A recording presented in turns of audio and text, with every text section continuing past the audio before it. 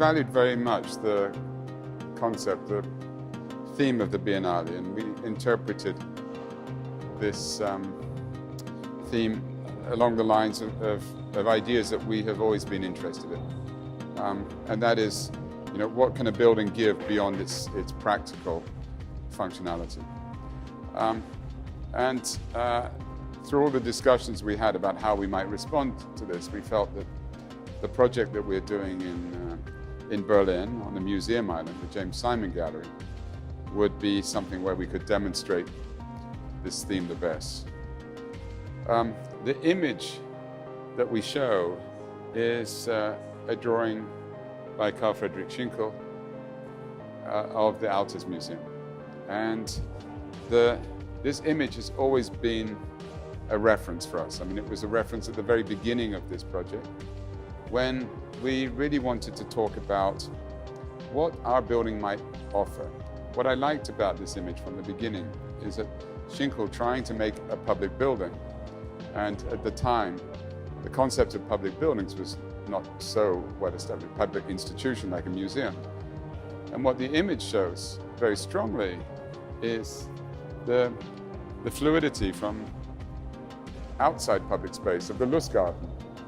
These people are inside the Altes Museum, but they actually haven't passed through a door or anything. They are within the building, but the building and public space integrate. So this idea of a place, the museum as a place, as much as being an enclosed box of treasures, was something that appealed to us when we looked for the idea of what the so-called entrance building, the James Simon building, could be. The program of the James Simon building from the beginning was not totally clear. You could describe it in two different ways. First of all, it's a house of infrastructure, things which the Museum Island does not have. An auditorium, temporary exhibition space, a large cafe, big bookshop, visitor orientation. Things like this which are really were never part of the traditional museum structures. These were additional requirements.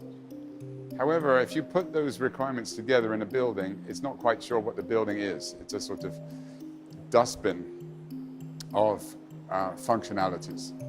So when we try to define how such a building should sit on the Museum Island, is it another museum? Is it another volume? How do we sit a modern building in the context of Museum Island? So we were, in a way, digging intellectually and physically for a way by which this building might have a reason to locate itself.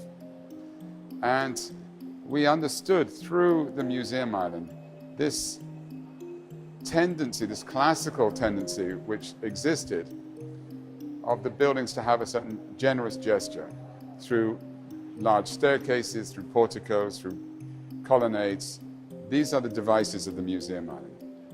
And so what we tried to do then, through the design of the project, was to suppress the expression of functionality in the conventional terms of what the functions of the building were, but we elevated the purpose of the building. The purpose of the building is to orientate people, is to connect the buildings together, and to give a place where people can assemble and get tickets and get orientation, but not just as a dynamic thing, as a place to be.